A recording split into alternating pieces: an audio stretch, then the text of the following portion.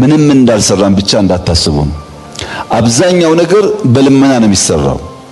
ጠቅላይ ሚኒስትሩ ስራ የላቸውም እንዴ? እንዴት ለምነው የቱሪዝም መዳረሻ ይሰራሉ? እኔም ግራ ይገባኛል። ባይዞ ለምን እንደሚሰሩ ሰውየው። ጠቅላይ ሚኒስትሩ ስራ የላቸውም እንዴ? እንዴት መጽሐፍ ሽጠው ትምህርት ቤት ይገነባሉ? ኢትዮጵያ ያለችበትን የችግር አረንቋ የማይረዱ ድንገት ቡና ሲያምራቸው ስታርባክስ ሮጠው ማኪያቶ ግራብ ማድረግ የሚችሉ ሰዎች ዓለም ሁሉ እንደዛ ይመስላቸዋል። በመንግስት በጀት ብቻ ሳይሆን ለምነንም ተለቅተንም ሰርተን ገና ነው። ለምንድን ነው ጠቅላይ ሚኒስትሩ አይነ ስውራን አካል ጉዳተኛ ወይም አዛውንቶች በበዓል ቀን ምግብ የሚያበሉት? እዚህ ያላችሁ መመገብ የምትችሉ ሰዎች እሳቸውን አይታችሁ እንድትመግቡ ጭምር ነው።